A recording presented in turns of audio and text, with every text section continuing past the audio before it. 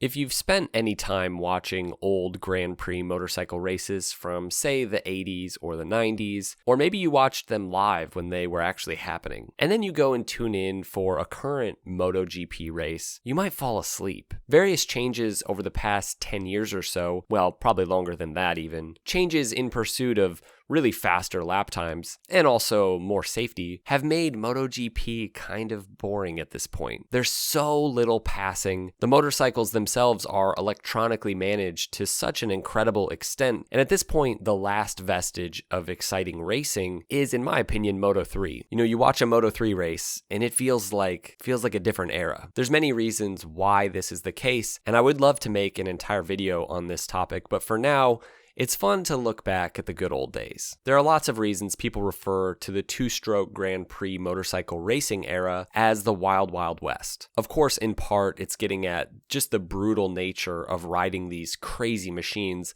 at their limit with none of the rider aids that we have today. In part, it's the reckless sort of cowboy spirit that it took to harness these beasts. But calling this time the Wild Wild West also refers to the incredible innovation happening within these race programs. Now, you'd think that during this time of innovation, winning races and championships with any sort of consistency would just be impossible. And yet, when we look back at motorcycle racing from the 80s and the 90s, arguably the peak of Grand Prix motorcycle racing, one machine stands out far above the rest, and that machine is the Honda NSR500. Honda made a name for themselves in Grand Prix racing in the 1960s by advancing four-stroke technology to a level never seen before. But two-stroke technology was developing as well. In some ways, overnight, the journey to the top for two-stroke performance began with MZ's Walter Cotton and his discoveries of how to make two-strokes more powerful. Discoveries that would ultimately be taken to their full extent by the likes of Suzuki and Yamaha. But Honda was really stubborn. Mr. Honda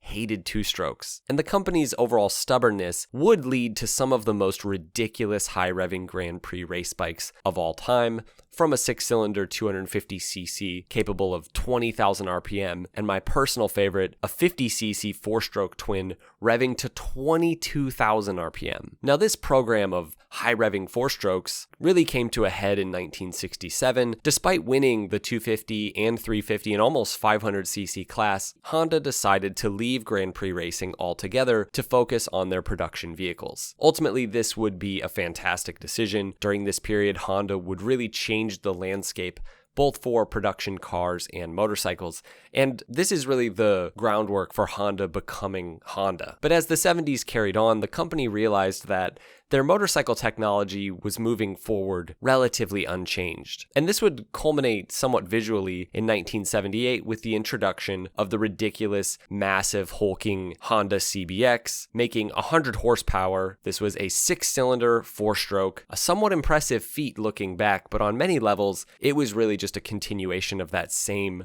bigger, higher revving 4-stroke program. Honda realized that they needed to do something or they were going to be left in the dust. Though leaving Grand Prix racing had given them a chance to focus on making the best possible motorcycles just for people who wanted to ride, but see, all of that success came out of their race programs, so they needed to do the same thing again. So in 1977, Honda announced that they would be returning to Grand Prix racing for the 79 season, specifically in the premier 500cc class. And Honda laid out 3 goals to those tasked with building the new race program, labeled NR or New Racing, and they were as follows: create innovative technology through racing activity, foster young talents who can become key leaders in Honda's future, and become world champion within 3 years. Instead of making a 2-stroke like everybody else was doing at this time, they went with the now iconic but ultimately unsuccessful oval piston 4-stroke NR500. I've covered this motorcycle in a video already if you want to check it out. Needless to say,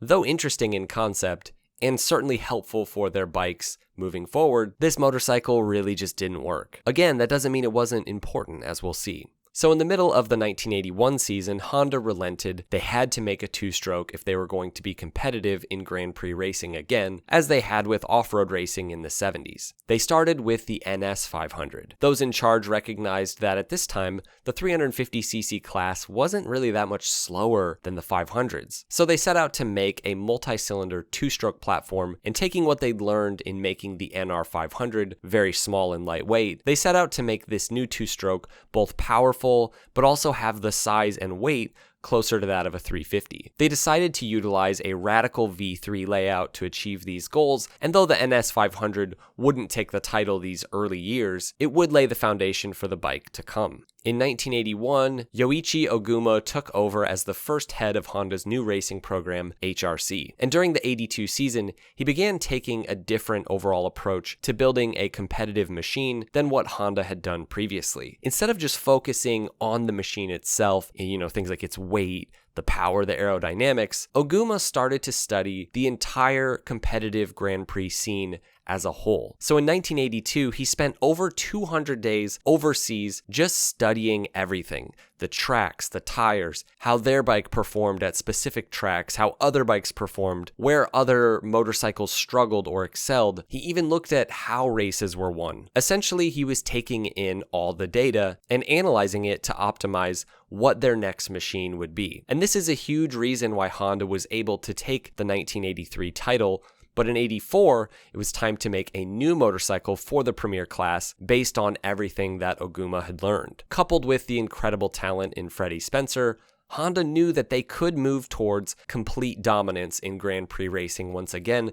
despite the fact that they hadn't taken the title yet in 3 years the way that they were hoping. At this point, all of the Japanese manufacturers were moving towards a V4 configuration for their Grand Prix motorcycles. Yamaha had set the standard in many eyes with their new V4 version of the YZR500, but Honda did something quite different, something that would carry them into the future and enable them to have a successful race bike in the same basic form until 2001. See, the other manufacturers' V4s weren't exactly V4s as we think of them today. They were more like splayed 4s featuring two separate crankshafts. Honda went a different route, utilizing a single crankshaft. Even later on down the road, when the crankshafts would be split into two separate units, the main bearings would still be in a line. Also, it was a true 90-degree V4, quite different from the competitors. This simple but incredibly powerful power plant would provide a foundation for Honda to make slight tweaks through the years while maintaining the same basic layout. The first iteration of the NSR500 wasn't without some problems. One of them being the fact that the bike liked to cook the rider's chest thanks to the 4 massive expansion chambers located above the engine, where you would think that a gas tank would be. No, the gas tank was under the engine. Down the road, Honda would do away with this setup for a more traditional one, and they would also move from rotary valves to reed valves. But one of the things they ditched right away was the revolutionary carbon fiber Comstar wheels, which actually caused Freddie Spencer to crash out of the NSR's debut race. Spencer would opt to have his old NS500 back and would take the title on that bike. One of the problems with this new NSR500 was the handling, and part of that was because of that low-slung gas tank with fuel sloshing around low on the bike's center of gravity, making turning very difficult and often causing understeer. But this new V4 race bike was really powerful. The problem was it was just difficult for everyone, including the mechanics. So for 1985, they completely redesigned the bike to have a more traditional setup, at least in terms of the exhaust and the gas tank. They did go with a completely new, radical for that time, twin spar aluminum frame, and Honda would dominate this year, taking out the previously unbeatable Eddie Lawson on his Yamaha YZR500. Spencer would win over half the races and take second in almost all of the rest. Freddie Spencer also took the 250cc title that year, but sadly this year would pretty much mark the end of his career as a whole. At this time, Honda pushed every manufacturer to keep making these motorcycles more powerful, and this was really the beginning of the two-stroke madness that we often call the Wild Wild West. And by the end of the two strokes run in Grand Prix racing, motorcycles like the NSR500 had really pushed the boundaries. By the end of its run, it was a completely raw, fire-breathing machine with no rider aids, incredibly lightweight, and capable of almost 200 horsepower. We think about talented, capable riders. Nothing compares to these guys. If we took every modern, great MotoGP rider and threw them on one of these bikes, there's no way they could hang with these guys. They are all completely dependent at this point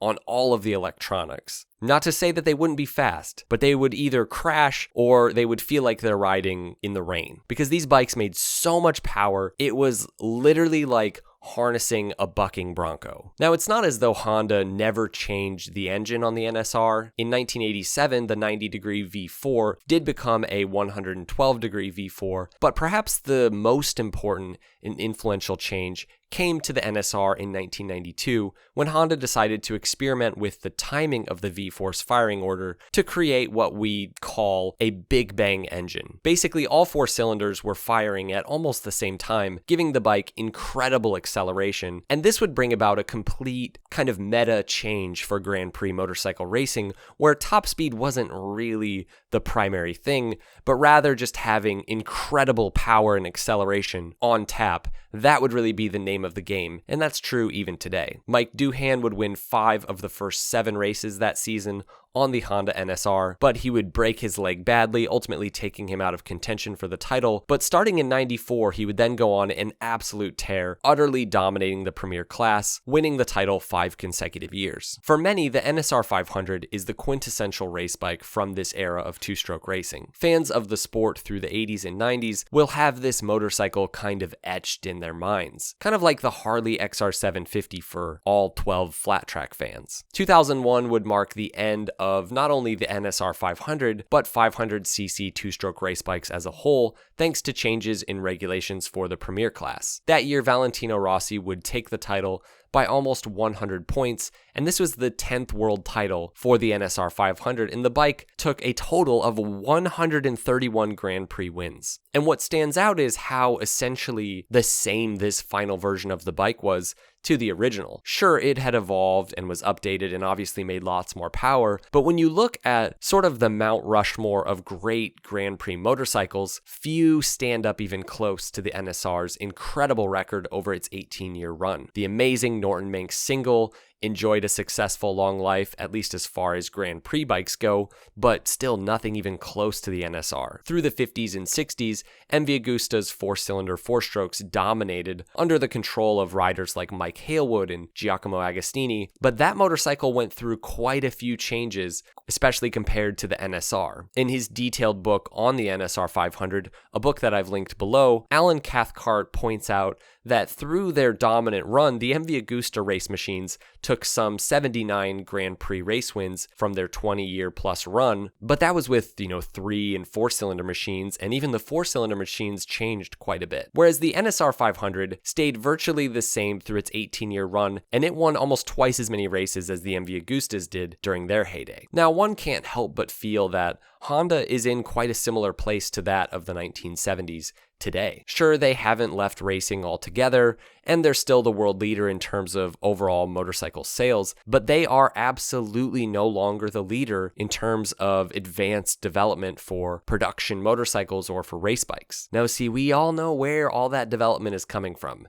and it's not Japan. Rather, it's Italy. Today, Ducati dominates MotoGP. Sometimes it feels like Ducatis are the only competitive bikes on the track, and you even get that sense from the announcers. Over half of the top 10 riders in 2023 were on Ducatis, and 2 of the bikes that were not Ducatis were also from Italian manufacturers. Honda just is not competitive at this point, despite having one of the fastest riders. Honda's greatest modern rider, Marc Marquez, has now left Honda for Ducati, and wisely so. Already he's posting better times aboard the big Italian machine. Are we too far along for there to be serious advancements from manufacturers in Grand Prix motorcycle racing the way that Honda has been able to do in the past? Honestly, I think we might be. I don't know if it's possible for Honda to do the same kind of thing that they did in the early 80s with how MotoGP functions today, and that's kind of sad. Now, I would love to hear from you guys. I'm sure many of you have watched Grand Prix racing and MotoGP for far longer than I have, and maybe you even experienced the good old days. If so, let us know down below in the comments, and until next time,